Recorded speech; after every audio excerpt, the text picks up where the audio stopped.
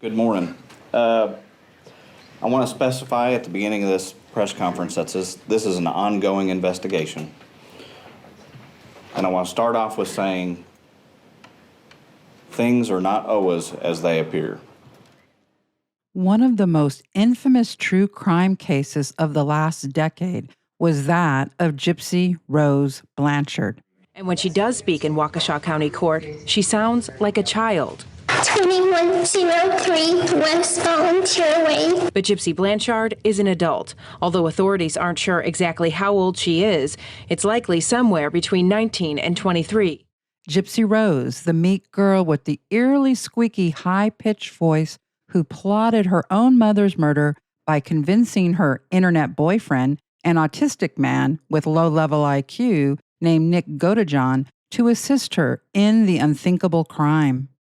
It's unfortunate that had to go the way it did, because originally I wanted to just run away with her, but she kept on persisting on this alternative thing that really didn't seem to pan out in the way that it never was obviously meant to.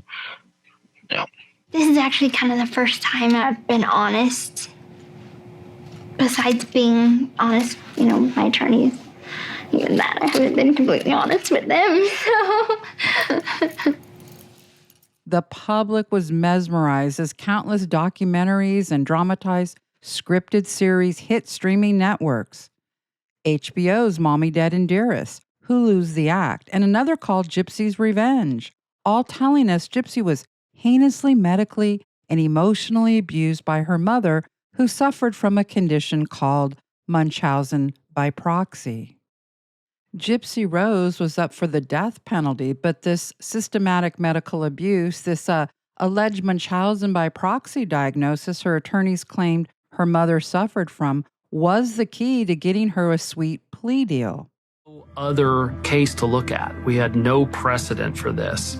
And we also weren't sure that there was even a defense that we could raise.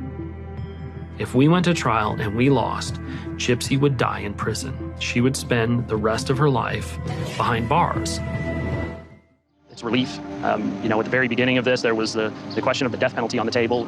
Ultimately, it's the best outcome for her. It's the best outcome for the state of Missouri, and ultimately the right thing to do for everybody. Gypsy was out of prison after 8.5 years by claiming her mother had manipulated doctors into over 30 surgeries she never needed. How many surgeries did you have? So many. 10, 20? I'm pretty sure 30 more. Because I had multiple eye muscle surgeries, multiple leg surgeries, multiple throat surgeries. I don't have salivary glands, not these anymore because they were removed. Gypsy also claimed she was 100% healthy. I was happy to know that I'm perfectly healthy, but at the same time it hurt because it's like my whole world had been tossed up, and I realized that my mother wasn't who I thought she was. However, after she was released from prison, netizens discovered the shocking truth that she was forced to admit. It's a chromosomal change in which a small piece of chromosome 1 is deleted in each cell. This increases the risk of delayed development, intellectual disability, physical abnormalities, and neurological and psychiatric problems. Since birth, Gypsy Rose was ill with a rare chromosomal disorder called microdeletion 1q21.1 that caused debilitating symptoms. Her mother had never made her ill. Gypsy was truly ill. Gypsy didn't have over 30 surgeries. Based on her own ebook, Gypsy showed a diagram of her scars, not knowing this would reveal her surgeries. According to her own drawing, she had 4 procedures, and to this day, she has never disputed publicly she had any more than those 4, which many medical professionals claim she needed due to her rare disorder. But that's not all. Shockingly, Gypsy revealed her chromosome disorder to a friend 8 months before the murder, writing, quote, "Anyways, my health has been stable. They found out I have a chromosome deletion. That's why all the medical issues." End quote. Part of Gypsy's abuse narrative is this notion her mother hid her real age in order to hold her hostage. In 2015, Gypsy was 23 years old when she murdered her mother. However, she tells the detective that she is 19. So how old actually are you? Let's get 19. 19, okay. So scary. Yeah, absolutely. How did you not know your age? How did your mom hide your age from you? And I remember you telling me that she never put the right number of candles on your on cake. Remind me of that. Yeah, about so- how she hid your age from you. Yeah, so, it was happening. It probably started happening when I was about 8 years old. And so I didn't ask questions as an 8-year-old. But it continued on until, the crime happened. And so I get that question a lot, actually, like, how did you not know your age? And growing up, for birthday parties and for, gatherings, my mom never put numbered candles on my cake. The only problem is she did have candles on her birthday cakes. Gypsy's lies ultimately catch up with her. Netizens discovered this prison interview where she admits she knew her real age was 19 in 2011. I knew that I was 19 and I wanted to live my own life as an independent woman. And I told her that I loved her, that it was just time for me to spread my wings and fly, and I left through the back door. She also claimed her mother rarely allowed her to leave their home. Jet sets across the country, ball games, galas, the most magical place on earth, Disney World. Make-A-Wish, we're taking her down to Orlando, all expenses paid and everything. I'm in Cinderella's castle eating some royal mashed potatoes. She even got to meet country superstars Miranda Lambert and then husband Blake Shelton. Miranda Lambert came to Springfield a few times, and I think she gave Dee Dee and Gypsy money. Yes, she did. Look at this $3,500 check from the singer's personal account. But that wasn't all. What must I do? Check her out posing with her favorite actors, Elijah Wood and Sean Astin. Gypsy has been caught telling conflicting stories, and one of the biggest is her ever-changing motive to murder her mother. Prior to her release from prison, Gypsy never mentions she feared for her life. At this point, there was a significant part of our relationship that I believe broke. I'm like, well, I can just wait till she passes away naturally, but I didn't know how long that was going to be. And she could have lived to be 70 years old, and by that time, I would be too old to do the things that I would want, like have children and have a life of my own. Because I knew that Mom's never gonna let me be happy, have friends, fall in love, get married, have kids, have a normal life. And I never wanted any more than that. Yes, but it was not because I hated her. It was because I wanted to escape her. But once out of prison, her motive changed to fearing for her life by claiming her mother had scheduled a surgery on her throat. Your throat was going to be cut, or so it was more of like a life or death sort of situation. Correct.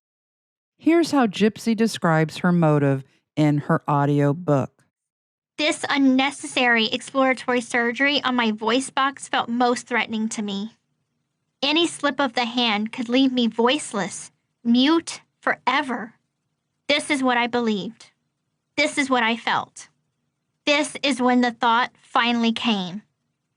It's me or her. But then it was discovered her new motive, this fear for her life due to an upcoming surgery, was based on yet another untruth. According to Gypsy's medical records, there was no upcoming surgery. And when confronted about this very significant discrepancy, Gypsy wrote, quote, "You realize that was over a decade ago, right? At the end of the day, the past is what it is. The reason, meaning Gypsy's reason for killing her mother, isn't in the details," she added. "It's the big picture." End quote.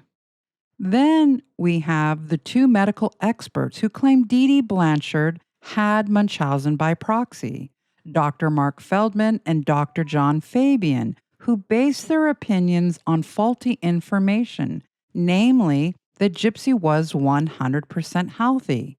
Both experts also admitted they never took a deep dive into her medical records. A few days after the murder, Dr. Mark Feldman stated if he knew Gypsy was actually sick, he would have dismissed the claims that this was a case of Munchausen by proxy. Dr. Feldman also admitted he got his information from the internet, not from any medical records. As soon as I was aware of the case, I started searching the internet and trying to acquire all the information I could. The other expert, Dr. Fabian, also stated he was contacted by Gypsy Rose's attorney and started to look into the case, but then stopped after her attorney got the plea deal. Once Mike had contacted me, about this situation, I have a pretty busy caseload, and I said, Mike, I'm going to get to it. And probably 3 months later, I called him and said, hey, we're ready. And he said, oh my God, we just came up with a plea deal. You won't believe this. In fact, after she went to prison, Dr. Fabian only spoke to Gypsy for 15 to 30 minutes and was never hired to do any assessment on Dee Dee Blanchard. True Crime Weekly's Stephanie Harlow had this to say about Dr. Fabian's involvement in this case. And then he spoke to her. He said 15 minutes, definitely I under. said no more than 30. And then definitely under half an hour. I don't think that that's long enough, especially when you're dealing with somebody like Gypsy, who's a walking contradiction, a walking, as you referred to it earlier, compulsive liar. I don't believe that is anywhere close to enough time to get a solid understanding at all. With the medical expert's assessment in question, Gypsy also had to admit her mother was never diagnosed with Munchausen by proxy. Let's share Dee Dee's story about mental illness and Munchausen, even though she wasn't diagnosed. Okay, well, let's go on the fact that, okay, she strongly probably had it. Gypsy's behavior has been under fire. Less than a few hours after the murder, Gypsy made a big impression on this taxi driver. She was in a very dark black hoodie, but she had a very odd-looking wig on. It was an old-looking Cher wig, which I found very normal. The girl looked 12, sounded 5, and had a 40-year-old attitude because she was not afraid to tell me off. I just knew there was something wrong.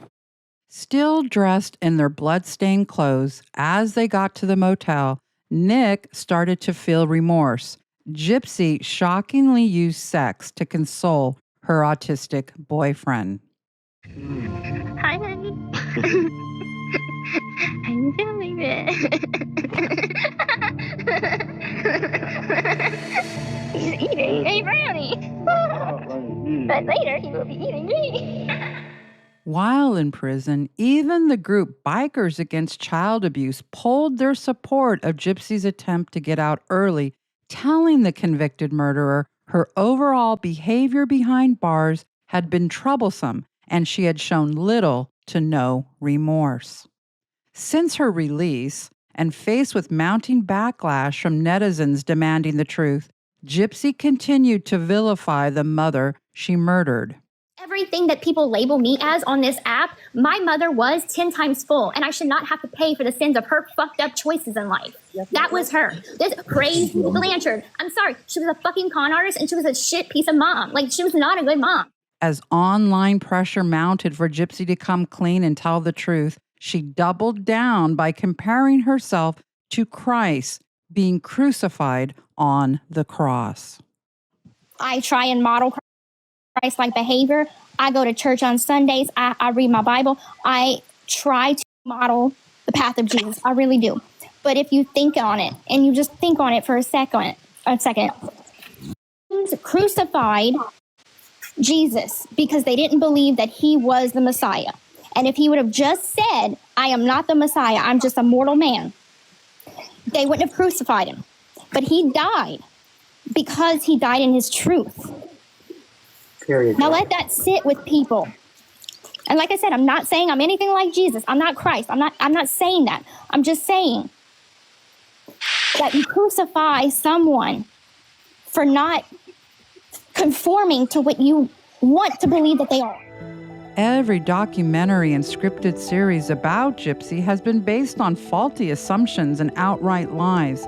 And now with all of this new evidence coming to light, we have to ask, isn't it time to learn the truth?